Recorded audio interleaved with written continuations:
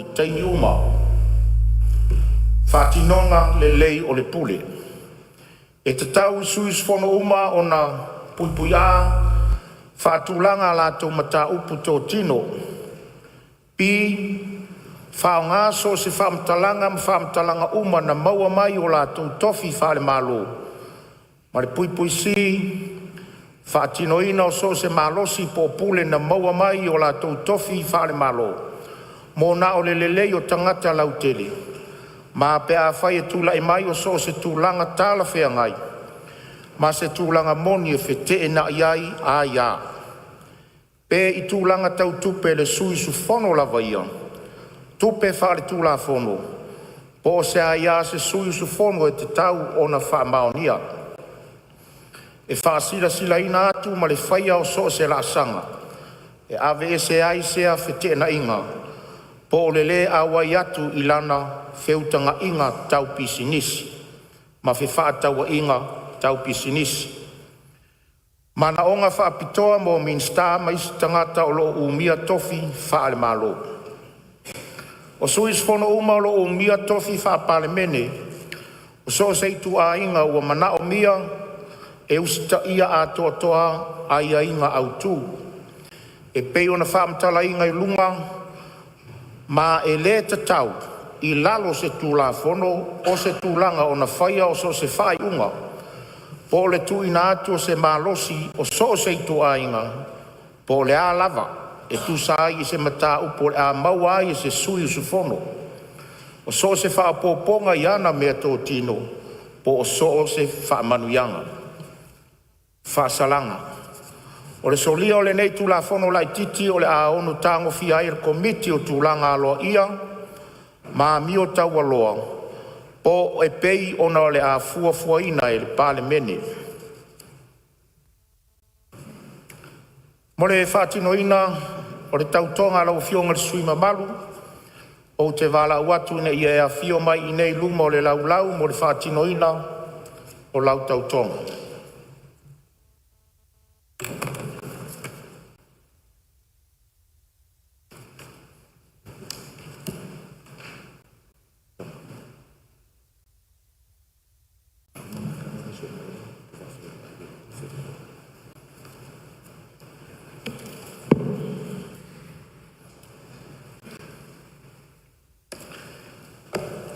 Ia tuulo wa au tau matau, i lunga tuspa ia, tau lo suafa, ma whai tau le tau tonga.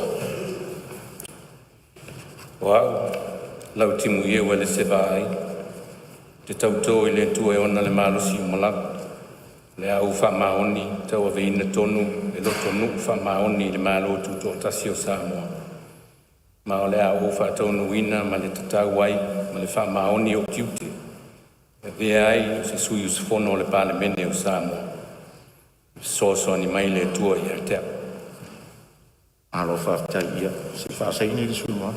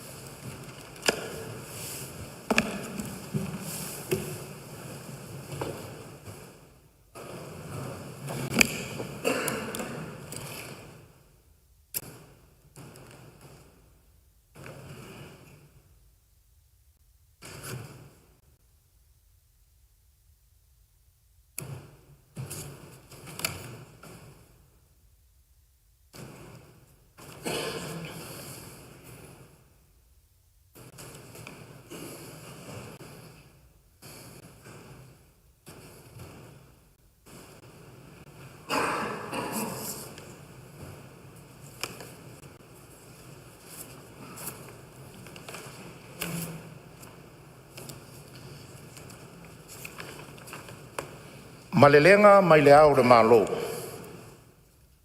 Tusi mo le whafonga whatalai. Tusai mo le matau po lima sfumalei wa le whaavai o le malo tutua tasi o Samoa. Wo au tu ina tu nei le marienga i le fono au au fai tu la fono na te ilo nai le tu la fono tau whaofi wa whaalia i nei.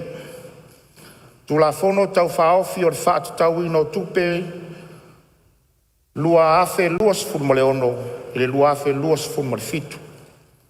Tu ina atu ilo nei lima le aso luas fulmale lima o me, lua afe luas fulmaleono. Sainia e tu imale lifano va le toa sualau vile lua, o le au o le malo.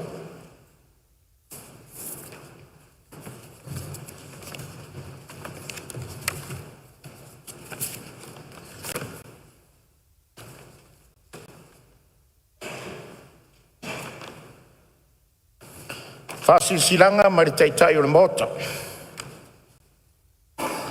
E tu sai ma tu la fono tu mau ivas fulmaleono al palemene, ua tu ina tu nei le fasilsilanga il fono au fai tu la fono mo le ilo ino le tu la fono tau faofi o ta ua ilalo. Tu la fono tau faofi o le teu ngar tu la fono ele fua ngā whanua ma si o manga luafe luas fulmaleono. Tu ina tu lo nei lima, aso luas fulmaleono o me luas fulmaleono. Ono po la auria le mani e toa po la te vau fosi. Tai o le mota.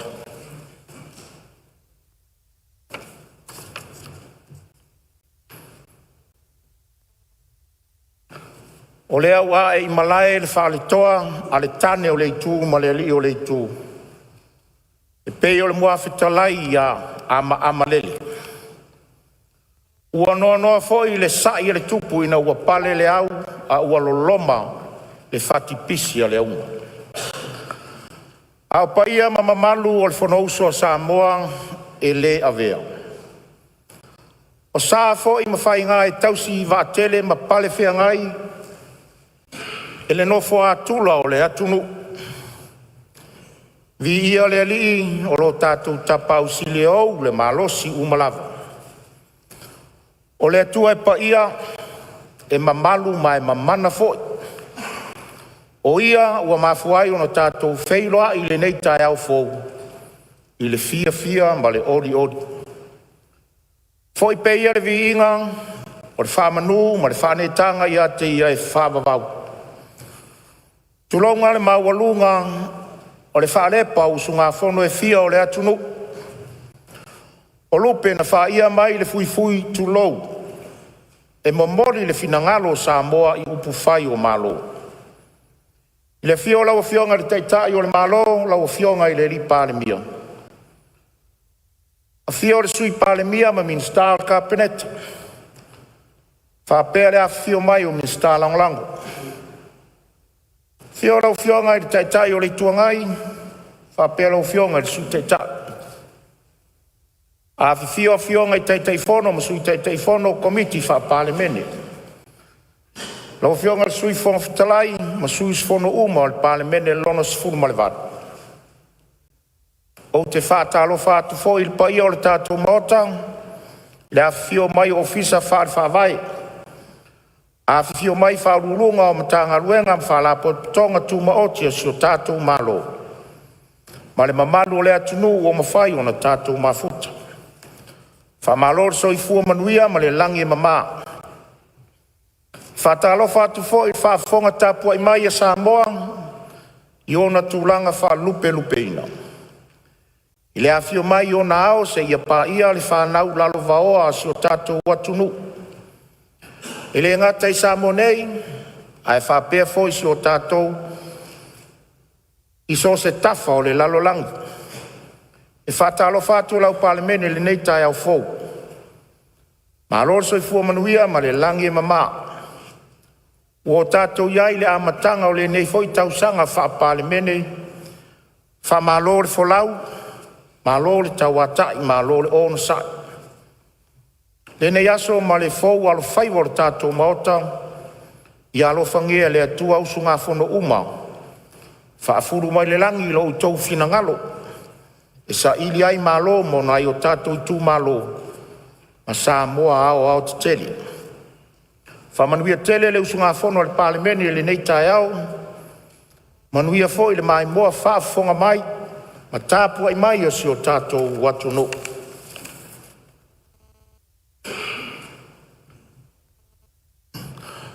E mo le sila fia le palemene ma le tātou mota. Whapea le mai moa whaafonga tāpua i mai a Samoa. ua ou tau lima ina nei le tusi whaamawai le fionga le suis fono, mo le tu malo palota o sa fatalua, le fionga ya tu ya pua fua tongi le toa. Mai lona tau aveina o le nofoa o lona i tu malo, o se sui o le vaenga whau whai e pui pui a ya te tau tangata HRPP. Ua whai loa manino mai le tusi, o lana wha ma vaenga e afu atu le so, le aso fono le nei, le aso lua sifuru ma leono me, luafe lua sifuru ma leono. E ui ua wha ma vai, ai ua manino le fufonga whetalai a ia inga wha le tūla fono, ua ia wha manino mai mo lea la sanga. O ai inga uma ua wha iloa mai le fufonga whetalai, ua wha vai ai lana wha ma vaenga mo le fia tuua le vaenga wha upwhai, o lo a wai atu iai. Ai wha malie mana o ngā wha le tūla fono, mo le toe whai o le filifilinga lona i tū malo, e ala i le whai ngā pālota lai titi. O te tari tonu, e le whai ngō fia le whai unga ua tō wha i aila ua fionga i sui mamaru. Ai fia wha leo le whawhitai o le whonga whitalai, a wae ui ia whita, ai ua wha malo whawhitai lo wamana ia. Ma le tauti sia o ala o le tūla fono, e au ona o tātou whaalo alongia i mata upu whapenei. Lea ua whonga le maota ma le atunu i lo finangalo whaatamani, o le aso, o le a tātou tau mawai ai. Pei tai o te awa tele le palemene, a le whaafonga tāpua i mai a sio utu malo sa fatalua, o a inga ai maise o le atunu. A o la e ia o le tū ma le anganua Samoa, i tu aso whapenei. E toa file mu mea umang, i le awa fata, ma le whaalo aloa. O le mea lea, o te tāpā ma le whaalo alo la o fionga le suis fono, mo sa fatalua la o fionga tu ia pua le toa, fua tongi le toa, o le awa noa le nei te tūlai mai ei mo sau noanga whai, ona tātou tau mawai ai lea. Ma le whaaloalo la o fionga i sui mamatu.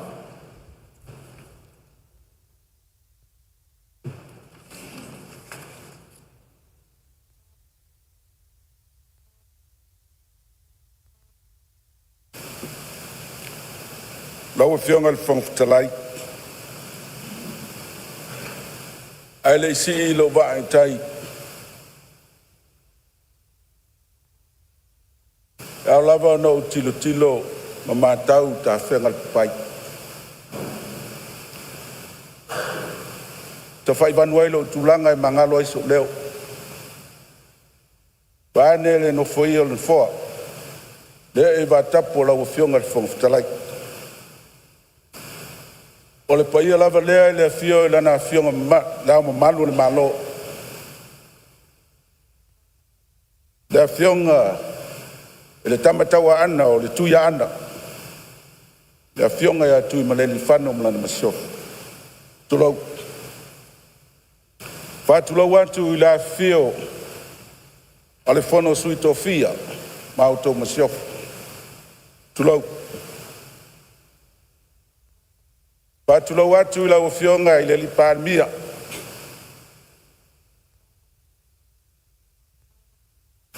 Lau sunga i le lauli e le mani toa. O le tamao le antunu. O le afio i fong minister Carpeneta. Afio minister lango. O le nai tu o le vai. Le foi e fio atu le fionga le taitai o le tuangai le sunga le tulepo le alo le malitoa. Le fio atu le fionga le sui taitai o le amamua le tuia atua le tapa au whaasina le talainga i ala wofu. Malpa ia i ali i ma te maitai whaipule o le maota.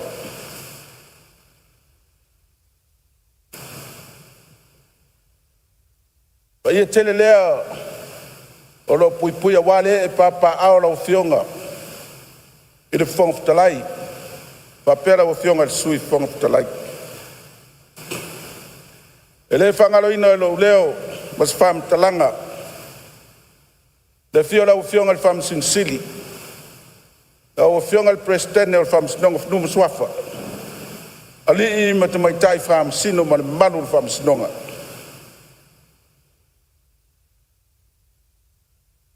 E tu foi e manatu. Le tapu ainga mamalu. Sunga i whawhengai ngā taulangi. Whata whai taulanga i fia o le atunu. La tolo whano no manu mato le tuli. Tā le ula wā manui o Samoa. Te manatu foi la fia papa ao. O le tato uso atu aoi. Ia sua mal vai whanua fō mai tulangi tu au mala taua. Ai mai se le fio i whatui. Mana wā o tōtō. I le whalele mal whalepa. O le la au nā motasi taman manua tele. Pai ala le fio ngā le liko vana. Balan tau pulenga. Fio le whangwhitalai mal maunta sui. Fio ngā le presidente mal maunta le senate. Tulau.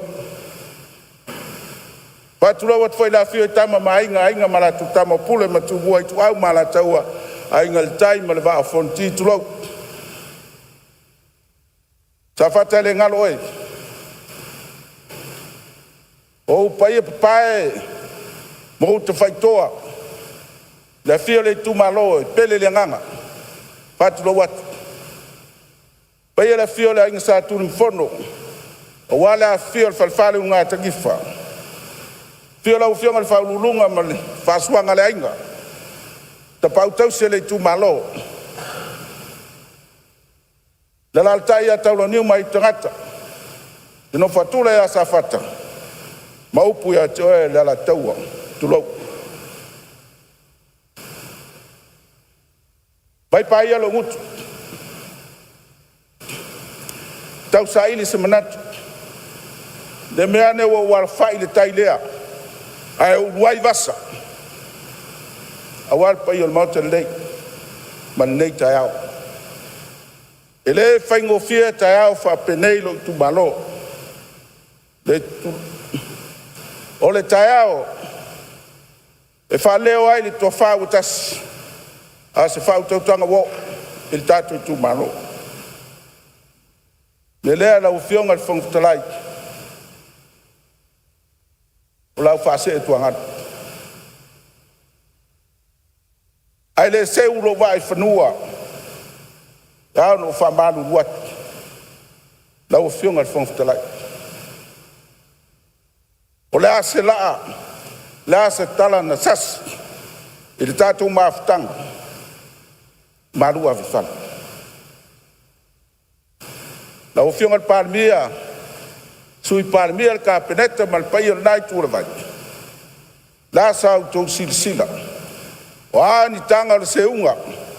Ale tu malo sa fata el bautel nei. Pa manu duat. La fionga te tai le tu ngai. La sunga le alo le mani toa. Sunga le tu lep. La fionga sui te tai. La ftalenga la wofu.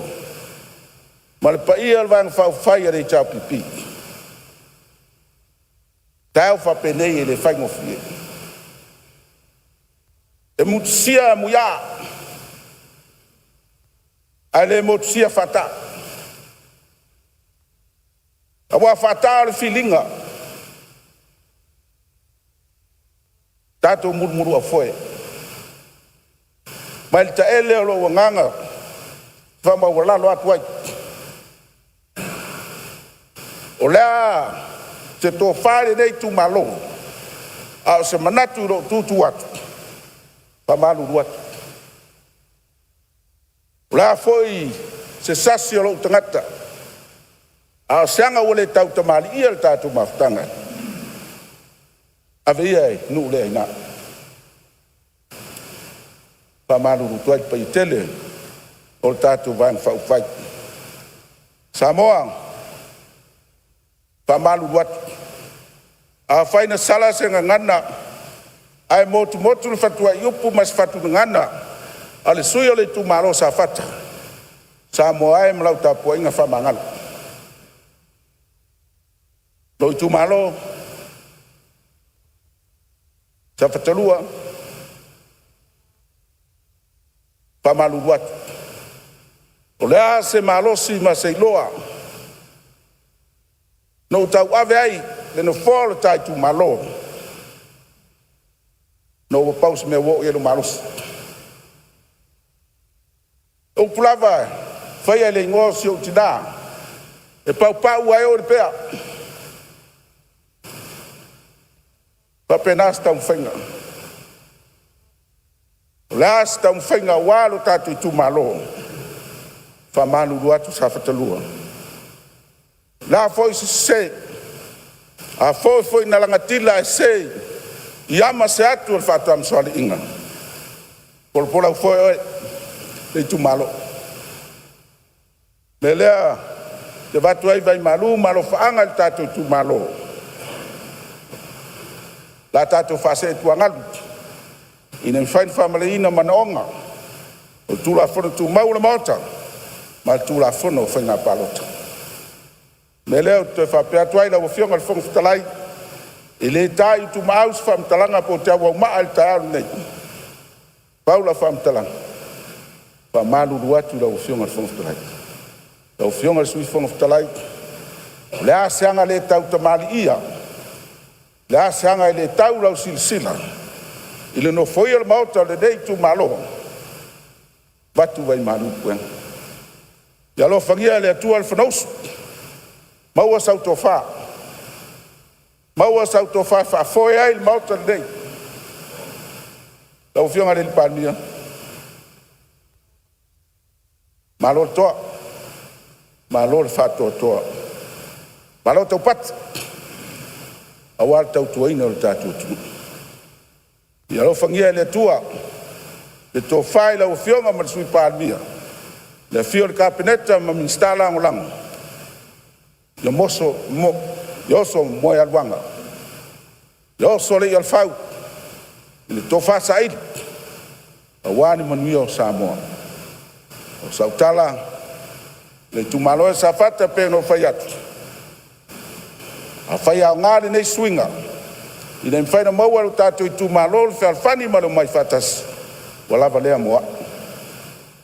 To fa pe nei le ia le maut. Ia manuia al whanausu sama. Ia ba mo whalo alo i taue.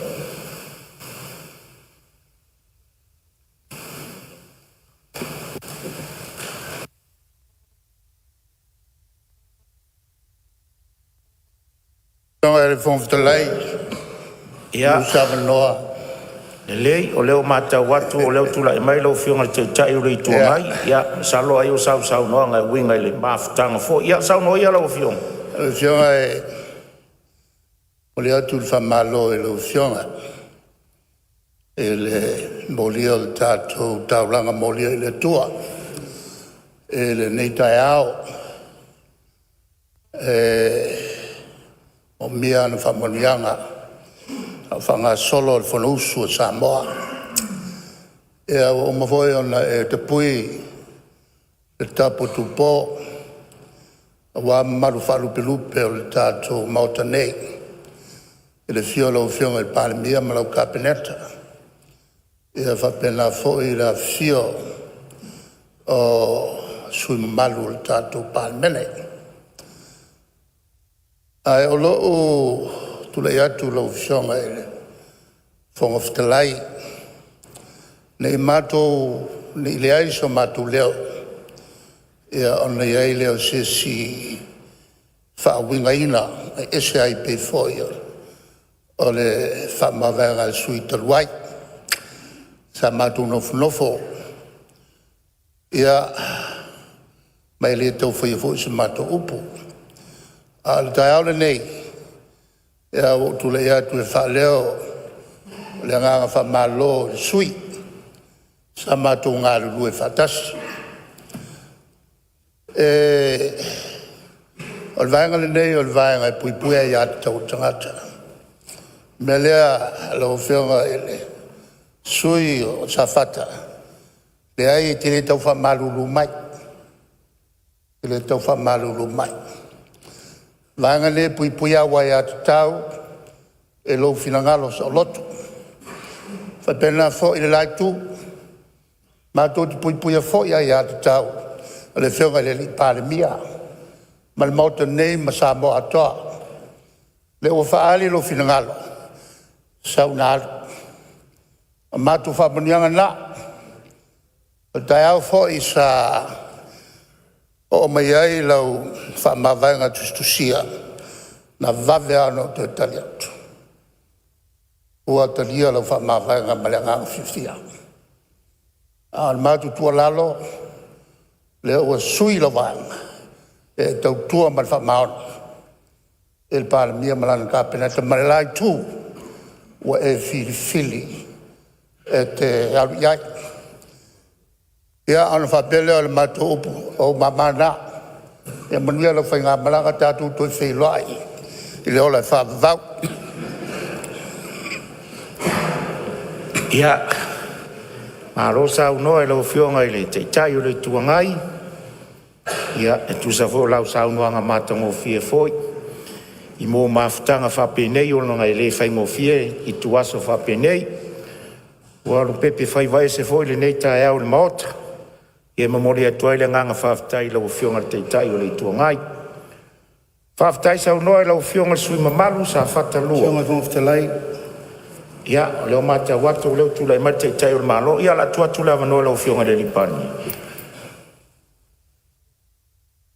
Whatalo whatu i le anganga whaloalo i le marutau wee o le tātou mafutanga i le nei fo i tai au manuia. E manatu o le au leto e tolo vai le upenga. O le au leto e seuta filia fo le ngaa. A e tauia ina o seu ma tātou anga. A ua mai tau mata fele ma maualunga le nei voitai au fau i lau whionga le whangwhitalai. Ana tu leo lau leto e asa ina leo ngā sami wa umanasa.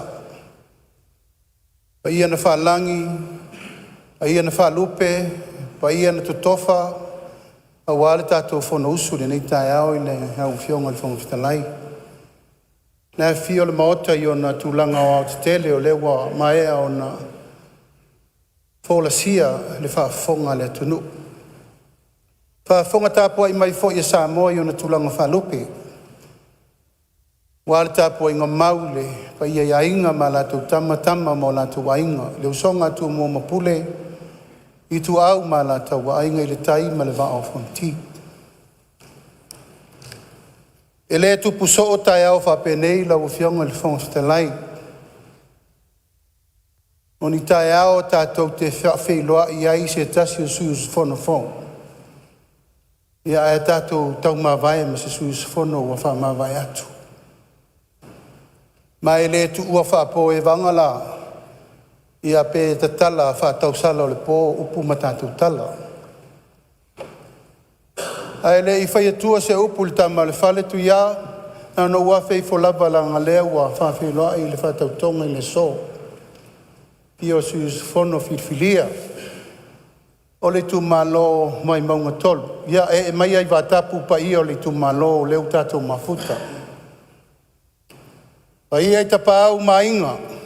Pa leo polu o tō whinga tai nane o ngafa tau le langi. Pa i ai tupu mai e tamari i mwhailaunga whare tu matausi. Sa o au matamai tai so tino so toto so ano e tau lele. Pa i o le tu malo. Pa ia lava lea ua alo sina me le vaina lepa. Malu fo ia atanga msa atanga usoli. No fo i tuainga ia fuata. Ia tainane fo i le pa i o alo mali toa usoli. Ia tainane ia toa whalupolu. Ia fo i so i alo ma leitu o le vai. Pa ia popo ma pale solo a wale tu malo. Pa le vai maunga anu me le tolu. O lea ua tau le niusina. Pa moe fo i sa tātou tau awa mea ai. Aua le whiriwhiringa, se sui o su whono fau o le tātou tu malo. No i nei fo i le maota le nei na tatala ai le whiriri. Whai ai upu tau ma vai le sa auto whiri fo. Aua upu whai o malo. Tai au le nei. O leo tātou futiafu e tasi o nol whamu e moe o lautou tō whau i iai. Lautou whiriwhiringa. Ia aua le fionga ia lautimu ia. Ia fo i le atua lo na viinga. Ia tua lava na te whaia mea uma ma le whiriwhiringa i te tonu i loto wa mawhauwhaunga o le tu malo.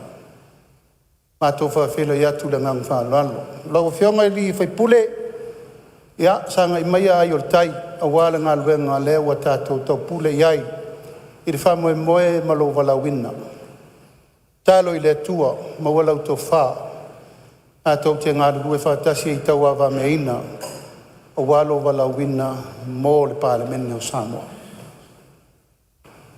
O le aua tātia i panga le tia o le tau tianga a wale whale le ngā fulu o lau whionga le tamal whale tu ia.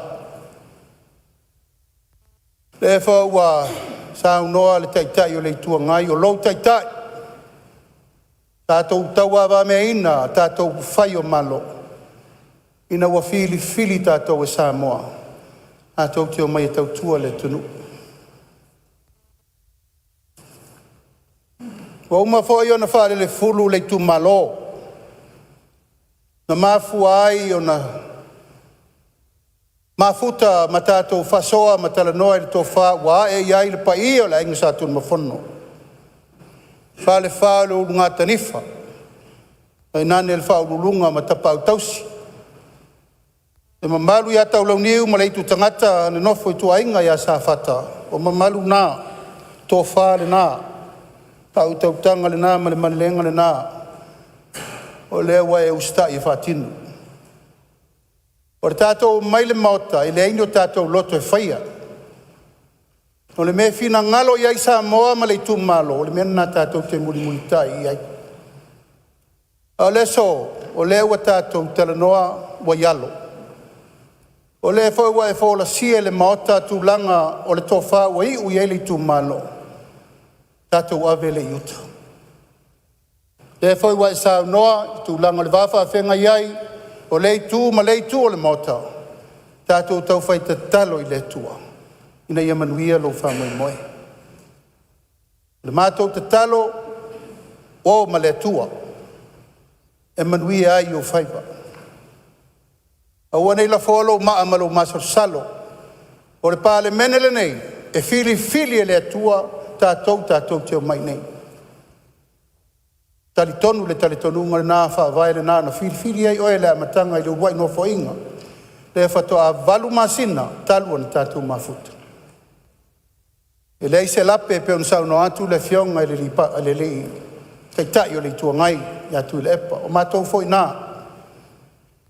Ia se si sui sa noa malama sa noa fa lo alo le motor ne lo fionga le tamal fale papa ave lo ai leo lo fa mo e wale lu mana yo le tunu la mato fa tel teriatu le mato fa pelea tu ya mal fa fonga mai tatu tu malo ia manuia lo walo faipa mato tele masal sol fo a to manu mato afu taiao mama malai mata ngofie ona tātou to e whisi le whai le nei whao ngā le tātou wola. O le tātou teimi o te to e tau tua i le malo Samoa. O manu nā, manuia nā, o wha manuianga nā. Nā o mātou pati le pō maula le ula, ina ia manuia le alo atu le isi whai ngā whirwhilinga Samoa. Ma le tatalo, tātou te to e whai loa i fo i nei, i le alofa ma le anga le leo le tua. Paso e fo ia mai manuia. Ia, whamalo sa uno e rau fionga i le taitai, o malo rau fionga i le ripanmia. Manatu lea. Ia, o sa uno anga taitai le nei tai au, ia, anatu fonga fitalai o tofu i puna e ai anaua. Whato whala inga i le nei vaenga o le tai au. Ai le sui o la tua na mawhtanga, whaftai sa uno e rau fionga le sui mamadu. Leo whafonga le palemene mo le tātou maota, e meise sa mōlo o sila whafonga tāpua i mai. Whapia nā fwoi se langona. Whawhetai mo lo sao ta ua I whaiva. Lo whai ei masui o lo I tūmalo. Le ase mea o le lei o na tātou whai, ia whai lea ma vi inga o lo tātou atua. E asu atu fo I vai malu I puenga. A wai le malua I pēle tai aso uma o le fōlaunga. Lau fionga sui mad. O a fo ni whare tonu o le fong fitalai, I lau mātau mai ma le palemene. I o tātou maua le loto fe whaamanga loai. A le tatalo, I alo whangia le tua lo wha moe, na lafo mea uma I le li. O ia maua ai le tad. Manui alo walo atu mo le whai ngā whirifili ngā lo I tūmalo. O le a mātou tatalo matapua I atu. Tu sai mai a inga le tātou ngā ruenga, o le a tatala, le ne yaso le tātou mawhitanga o le a tala ua au, a le a whawau ngā ruenga le tātou palemene. Whaamarumaru le alofa o le tua I lou a fio atu. Ma le anganga whaaloa.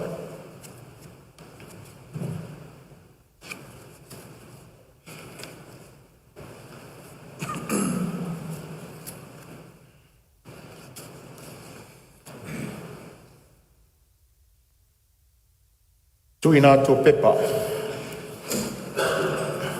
Mua, pepa le palemene lua filosofu ono, lua filosofu fitu numero tolu. Tali le malo I le pepa numero 5 sfulu tasi. I poti le komiti le vaenga tau le vawhea I le pepa numero sfulu tolu. I poti whale tau sanga le whatongo tau I mo whale lave whawhosa I mo tau sanga whale tupe lua filosofu tolu, lua filosofu wha. Ma le pepa numero lua sfulu fitu. I poti whale tau sanga le whatongo tau I mo whale lave whawhosa lua filosofu lua, lua filosofu tolu. Lua. Pepa le palemene lua filosofu ono, lua filosofu fitu numero wha. Tali le malo I le pepa numero 5 sfulu tolu. I poti le komiti le vaenga tau le tamau a inga I le pepa numero sfulu wha. Li poti whale tau sanga le company va lele le polizia. O loo ngā lua whapisnisi lalo le ingoa Samo Airways. Mo le tau sanga whale tupe lua filosofu iwa, lua filosofu. Ma le pepa numero sfulu 5. Li poti whale tau sanga le company va lele le polizia. O loo ngā lua whapisnisi lalo le ingoa Samo Airways. Lua filosofu, lua filosofu tasi. Ma le pepa numero sefulu ono. Li poti whale tau sanga le company va lele le polizia. O loo ngā lua whapisnisi lalo le ingoa Samo Airways. Lua filosofu tasi, lua filosofu lua. Tolu. Pepa le palemene lua filosofu ono, lua filosofu fitu numero 5. Tali le malo I le pepa numero 5 sefulu ono. Li poti le komiti o tupe maua ma tupe tongi I le pepa numero 5. Li poti whale tau sanga whaputunga tupe mo lumana manui o tangata. Lua filosofu tolu, lua filosofu wha. Wha. Pepa le palemene lua filosofu ono, lua filosofu fitu numero ono. Tali le malo I le pepa numero 4 sefulu iwa. Li poti le komiti le vaenga tau le vawhea loa I le pepa numero 1 sefulu. Li poti whale tau sanga le investea o Samoa, lua filosofu wha, lua filosofu 5. 5. Pepa al palemene lua filosofu ono, lua filosofu fitu numero fitu. Tali le malo I le pepa numero 5 sefulu tolu. Li poti le komiti le vaenga tau le tamau a inga I le pepa numero 3 sefulu iwa. Li poti whale tau sanga le tanga rongo pisi nisi ala manuia malipa. Lua filosofu wha, lua filosofu 5. Ono. Pepa le palemene lua filosofu ono, lua filosofu fitu numero 4. Tali le malo I le pepa numero 4 sefulu ono. Li poti le komiti o tupe maua ma tupe tongi I le pepa numero 2 sefulu 4. O li poti whale tau sanga le tanga rongo tupe lua filosofu tolu. Lua filosofu wha. Fitu. Pepa le palemene lua filosofu ono, lua filosofu fitu numero 5. Li poti whale tau sanga le pulengo whilau inga I le lau ele. Mo le tau sanga whale tupe lua filosofu tolu, lua filosofu wha. Valu. Pepa le palemene lua filosofu ono, lua filosofu fitu numero 10. Li poti whale tau sanga le official lo I sili mo le tau sanga whale tupe. Lua filosofu wha, lua filosofu 5. Iwa. Pepa le palemene lua filosofu ono, lua filosofu fitu numero 10 ma le tasi. Li poti whale tau sanga le whatonga mea tau whale Samoa. Mo le tau sanga whale tupe lua filosofu wha, lua filosofu 5. 10.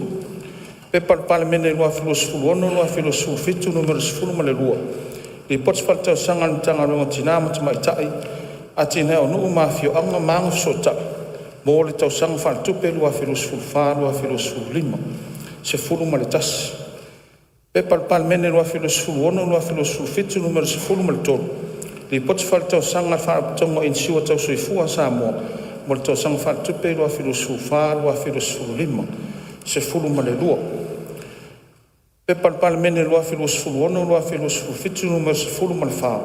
Li poti faletausaga le tagaluega faatoʻaga ma faiga faiva mo le tausaga faaletupe lua filosofulu fa lua filosofulu lima ma le 10 ma le tolu. Pepa le palemene lua filosofulu ono lua filosofulu fitu numero 10 ma le lima. Li poti faletausaga le official commission faiga parota mo le tausaga faaletupe lua filosofulu fa lua filosofulu lima faaloalo lo fio. La fo le taʻitaʻi o le maota. Tuina atu o le ipoti o komiti faapalemene.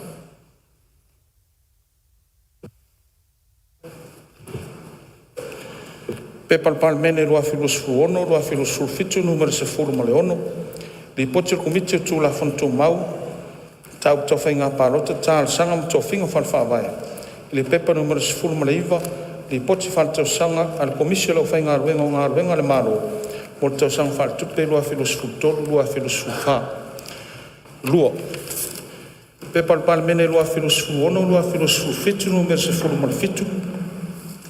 Li poti le komiti tulafono tomau tau faiga palota talesaga ma toafiga falefaavae. I le pepa numero 22.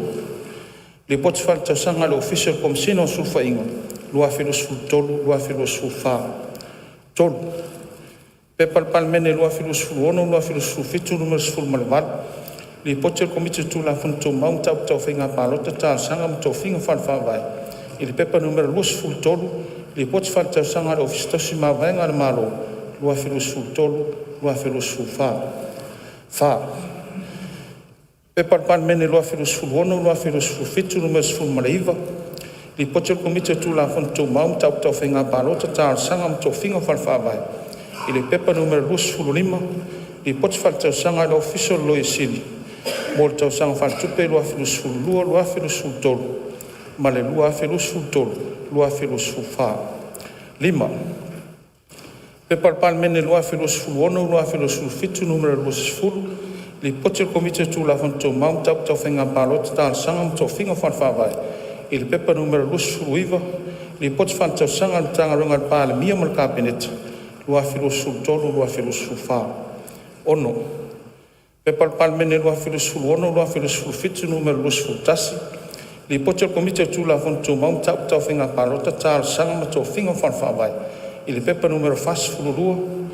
Li poti faletausaga le official failautusi o fonoaofa e tulafono lua filosofulu tolu lua filosofulu fa. 7.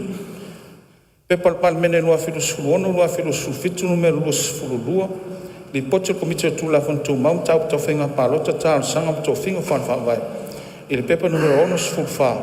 Li poti faletausaga le komisi le toe futaʻiga o tulafono sa mo lua filosofulu fa lua filosofulu lima.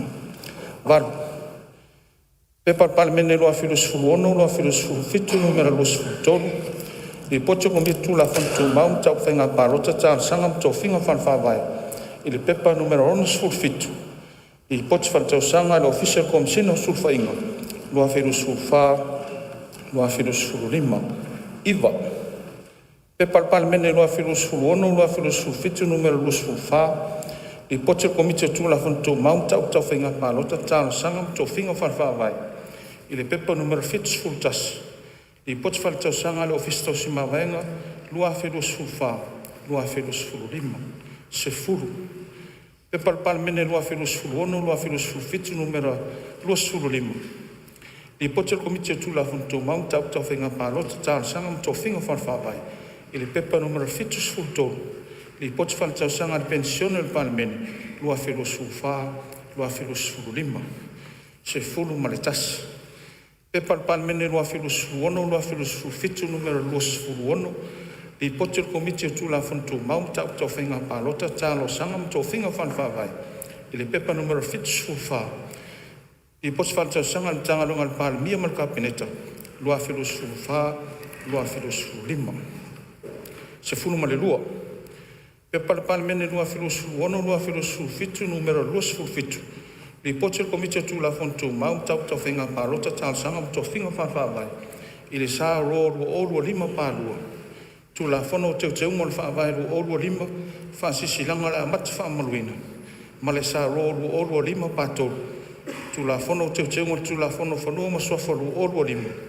O le whasisi langa le amata whamaluina. Se fulu ma le tolu. Pe palemene loa filosofulu ono, loa filosofulu fitu, numero filosofulu walu. Li poche le komite tu la fontu mau tau tau whenga pārota tā sanga mo tau whinga whawhawai. I le sā roru ono pātolu. Tu la fono whatontono whenga pārota, whapopoino taimi mo whenga pārota lai titi mo sa whata mua lua oru ono. Se fulu ma le wha. Pe palemene lua oru ono, lua oru fitu, numero filosofulu iwa. Li poche le komite tu pe maua tu pe tongi i le pepa numero fasfutolu. I poche whale tau sanga mtanga ruenga o ngā ruenga tau ana manuia, mā tina el malo. Lua filosu wha, lua filosu lima. Se furu ma le lima. Pepa palemene lua filosu ono, lua filosu fitu numero tolu sifuru. Li poche le komite tu pe maua tu pe tongi i le pepa numero fasfuru ono. Li poche whale tau sanga le whale medio Samoa, lua filosu wha, lua filosu lima. Se fulu ma le ono. Pe palemene lua filosofulu ono, lua filosofulu fitu numero tolu sifuru tasi. I poche le komite tupe maua tupe tongi le pepa numero ono sifuru lua. I poche whansausaga le kampania pulenga o whaaputunga tupe teu whawhai ngā ruenga o mawainga tusi Samoa. Lua filosofulu wha, lua filosofulu lima. Se fulu ma le fitu. Pe palemene lua filosofulu ono, lua filosofulu fitu numero tolu sifuru lua.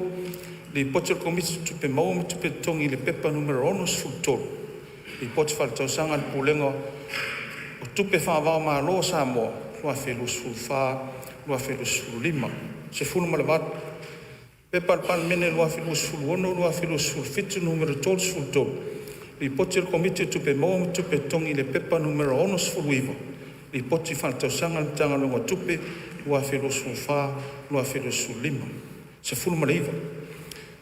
Pe palemene lua filosofulu ono, lua filosofulu fitu numero tolu sifuru wha. Li poche le komite tupe maua tupe tongi le pepa numero fitu sifuru lua. Li poche whaletausaga le whaaputonga o whaaputunga tupe mo le numana imanuia o tangata. Lua filosofulu wha, lua filosofulu lima. Lua se fulu. Pe palemene lua filosofulu ono, lua filosofulu fitu numero tolu sifuru lima. Li poche le komite tupe maua tupe tongi i le pepa numero fitu sifuru lima. I poche whaletausaga le whaaputunga tupe o whaamanuianga mo tangata anu mātutua. Lua filosofulu wha, lua filosofulu lima. Lua se fulu ma le tasi. Pe palemene lua filosofulu ono, lua filosofulu fitu numero tolu sifuru ono. Li poche le komite o le vaenga o atina ese. I le pepa numero sifuru ma le watu. Whamtalanga o sini au tasi le pulenga o wafu mtaulanga. Mo le vaitaimi lua filosofulu lima i le lua filosofulu fitu. Lua sifuru ma le lua. Pe palemene lua filosofulu ono, lua filosofulu fitu numero tolu sifuru fitu. Li poche le komite o le vaenga o atina ese. I le pepa numero lua sifuru wha. Li poche whaletausaga le pulenga o suavai. Lua filosofulu tolu, lua filosofulu wha. Lua sifuru ma le tolu. Pe palemene lua filosofulu ono, lua filosofulu fitu numero tolu sifuru walu. Li poche le komite o le vaenga o atina ese. I le pepa numero ono sifuru tasi. Li poche whaletausaga o le auaunaga o vaa Samoa. Lua filosofulu wha, lua filosofulu lima. Ma le lua sifuru ma le wha. Pe palemene lua filosofulu ono, lua filosofulu fitu numero tolu sifuru iwa. Li poche le komite o le vaenga o atina ese. I le pepa numero walu sifuru tolu. Li poche whaletausaga le tagaluega o ngā ruenga. Whelauaiga matina ese. Lua filosofulu wha, lua filosofulu lima. Aloalo lo fio. La fo le taitai o le mota. O te tāpā ma le whaloalo lo fionga i pānia.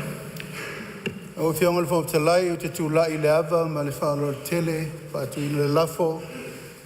Sai ma le tūla whono tū mau whaasfuru ma le fitu. Ina ia whau wau le tala noina o ngā luenga tu ua le palemene. Ma le tausanga lua filosofulu lima, lua filosofulu ono. I le whontanga le nei lua filosofulu ono, lua filosofulu fitu. O lau whatatia i lalo pepa o le ngā luenga. Lua filosofulu ono, lua filosofulu fitu. Ua whao numela ina le numela tasi. Tātou pepa o le ngā luenga o le so. La fo le lau whionga le whongfitalai. Whalua le whiunga le minsta o tālonga, whapea fwoi le whiunga le minsta o whatoanga mwhainga whaiva. Sili po le a whamaunia le lafo e o whinangalo iai sau no mai le ioe. Au ese le ai ua manu malo le ioe. Lafo o minsta. O te tāpā mai whaloalo lo whiunga le pānmia.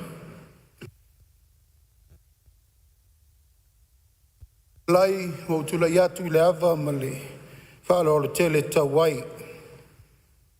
Tawai ono le tula i mai o swinga, upu whai o malo, au sanga o tuanai. Wa ua noti ai le whaatu la fono ina o le whaasolongo le tula fono tau whaofi le nei. O le teu teunga o le tula fono, whalpui pui ma le toefu ta ina, lua afe, lua sifuru ma le lima. E pei una ua whaofi nei ma whai tauina mo mua le paia inga nu mela sifuru fitu na mai e nei. O lea u te whai loa manino ai e whapea, ina ia tau sisia pea tu la ngalo ia o le ngā luenga le malo. E tu ina mai le palemene, o tu la iai ma le whaalalo e whaatu le lafo le nei. Ina ia o ngatasi mai e ingo le tu la fono tu mau, se lau se furwha. Ma ia wha mawina lo ia le toe wha ui e se mai tua o le tu la fono nei. Tau wha ofi o le teu teunga o le tu la fono leo leo, toe fuata ina lua afe lua sulima. Mo le toe tā pena ina ato atoa mai, e le malo fau whiriwhiria nei. Ma toe wha ofi mai ai le palemene, i se teimi tā le whea ngai mo lumanai, le lafo lea lau fionga. Whalua le whiunga le minsta o tālonga, whapea fwoi le whiunga le minsta whatoanga mwhainga whaiva. Siri po la whamaunia le lafo, o e whinangaro iai sau no mare ioe, au ese le ai, ua manu malo le ioe. Lafo tai fono komiti whapalemene. Tulai mai se tasi o suis fono komiti o tupe maua ma tupe tutongi. Yung al fong fitarai a wai fai nei usunga fono le tato fa polo mal fa sangi ya ua le tua mal tau singa le nei fono malu fa tulo at foi pau al mauta ya me se foi le malu o se mato i tu malo fiong al sui malu ya le foi mai tau atu su mai le whenga ngata langi la sunga tua nai mal fultua ya whenga ngata langi wat fai ono tama me se foi sa tana mausoli ia mal bulunga no foi tu inga tu e fota ia tato falsa ngau fa tu lo wat foi ia wala lo sina mo fi fala sal valas talinga popori e me se foi le mal soli a to foi polo mo tato fionga tan ngam fa tu lo wat o fionga fo ftalai ia talwai le mai ai lo longa nei committee ngal bengo tau lalo pe papal meni lo afe lo su lima lo afe lo su wono no merfitus fulu li poti fal tausanga fal tupe tu tonu sa mo mo tausanga fal tupe lo sulu lo lo fa lo lima la le tu la yetwai ma fa la fe masul ma to committee fa tu le laf ina yetu sai ma ye inga tu la fa no tu mau se la wono ono pui lua tal sanga ina is fa tanga al fono au fa tu la fono po se temi fa popo e fa mai ai lo longa nei committee i le pepa u ta u ilunga ma to le poti mai ai fono au i se fono tanga lo na fa lo Whalua le mistalong lango ngalwenga tele whapea fwoi le mistalong lango tupe ia ma le mistalong lango whatoanga whainga whaiva. Sili po le a whamaunia le lafo e whinngalo iai sau no mari ioe au ese le ai ua manu ma lo le ioe. Tula mai rau whionga le suite te whono le komiti o le vaenga tau le vāwhea lo ai.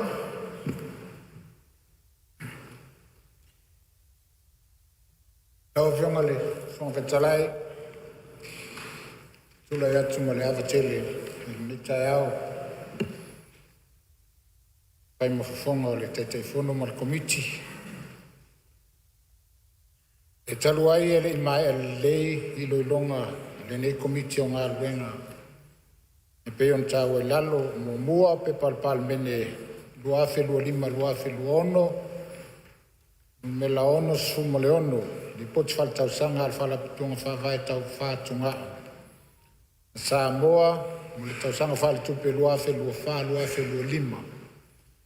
ma le lona lua pe palemene lua felua lima lua felua ono numela ono sefuma le valu poti faletausaga a le matagaluega o aʻoga maganuu mo le tausaga faaletupe lua felua fa lua felua lima le ala lea lau afioga le fonofetalai e tulaʻi ai ma le faaloalo e faatū le lafo ina ia tusai ma ia inga tu la fona tu mau se la ono pui lua e talo sanga ina ai se fatangana le fono a fa tu la fono mo se taimi fa o popo e fa mai ai lo longa le nei komiti ma toi li poti mai le fono a i se fono tanga o lumana nanga fa lo falua le instalong lango o l'officio leo fa pe fo mi sta lango so tainga siri por la fama ni le la fo e fin ngala isa no mari yoi a wese le ai o man malo le yoi tu lai mai ro fiong al te fono o committee o vai ngata u tamau ai tau fiong al fonofetalai le avatele taluai ele mai ale lei lo ilonga le nei komiti i nga luenga o ta o ilalo pe palemene lua lima lua ono numero fitus fulono li poti fa tausanga le matanga luenga o tiute matupe maua mo le tausanga fa le tupe lua fa lua lima le ala leo le tula ya tu mo le fa Lautele e fa tu le lafo na ia tu sai mai ia ingo tu la fono tu mau se lau ono sefulu ono pui lua e talo sanga ina se whaatanganga ale fono au whai tula fono mo se taimi wha popo e wha ma e ai roi longa le nei komiti ma toi li poti mai ai i le fono au i se fono tanga o lumana ma le wha lava falua le fionga mistao ngā luenga te tele ma flaua inga wha pe foi le fionga le mistao ngarango o le tupe sili por la fama un le lafo e fin ngara isa no marioe au ese le ai ua manu malo le yoe tu lai mai lo fionga te telefono o komiti o vaenga o atina e SS Whafte atu ila ua fionga le fonofetalai mo lo ua manoa tu lai atu mbalanganga whaaloalo nei tai au la ua fionga le fonofetalai taruai ele mai ele leile le longa le nei komiti nga luenga ua ta ua ilalo. Mua sa ro lua ono patas tu la fono fatontono pulenga o malai valeli. Tu tongi fua pauwina tau fae atu malafonga lua o sfultonu. Lua sa ro lua ono pa lua. Tu la fono fatontono o te ungo tu la fono fatontono pulenga o malai valeli. Tu tongi fua pauwina tau fae atu malafonga lua o tasivad. Tolu sa ro lua ono pa fa. Tu la fono fatontono te ungo tu la fono fatontono pulenga o malai valeli. Tu tongi fua pauwina o tau fae atu malafonga lua ono. Mare fa Pepa palemene lua lima lua ono numela valu fa.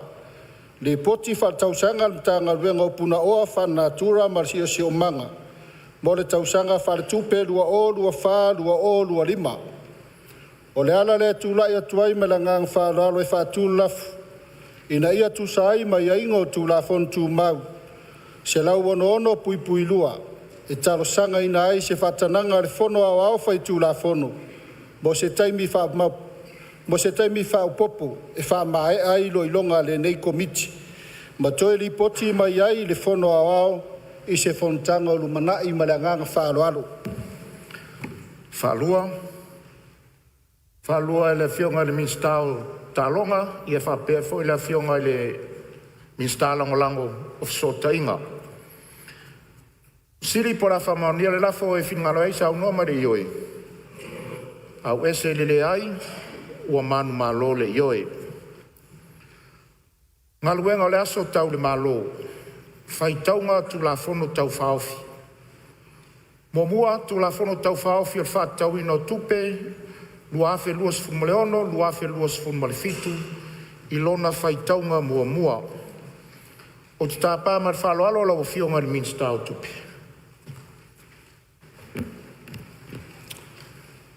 Laua fionga I le whongwhitalai, o te whātū le lafo, ina ia whaitau ina nei le tū la whono tau whaawhi.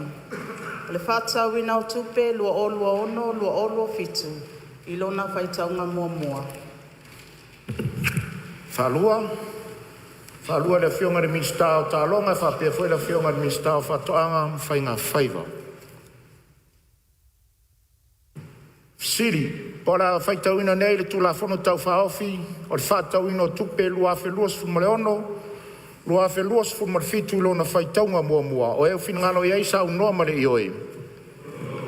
Au ese I le ai, ua manu malo le I oe.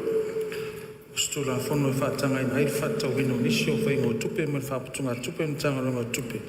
Malona whaunga ina whātoa ngā renga whātino, mga renga whātino la ite tu ina atu tanga renga mo ofisi.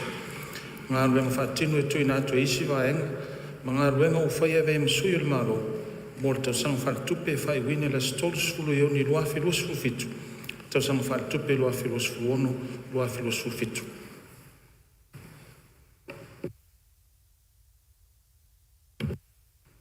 Tala whātau o tūre tupe lua whilu sfu mre ono, lua whilu sfu mre fitu, whātātia I lunga o le lau a whono. Tulai maira o whionga le minsta o tupe. Laua fionga I le whongwhitalai. E tusai matu la whono tu mau tasi tolu lua pui pui tasi. O te whātātia I lunga le lau a whono, le tala whātau au tu o le tupe, lua olua ono, lua olua fitu.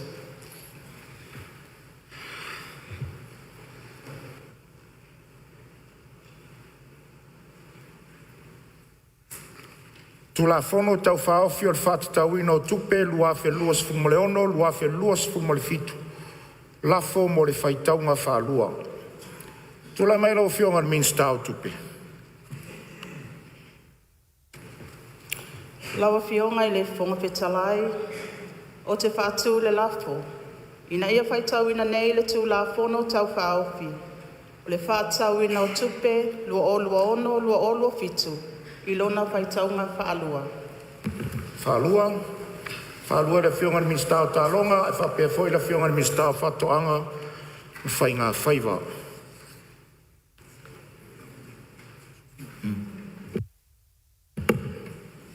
Ia, ma lo whaftai le pai o le maota. I mai tau watu o leo wa tātou o tonu ale malolonga masani o le tai au, o le mea lea. La tātou fo I mai tātou malolonga masani o le tai au. I ona lafo atu leo le saunoanga, tala whatau au tu o le tupe lau whionga te mai tai minsta lau whionga le sui pāle mia. Whaua wailo tātou maluenga o le so.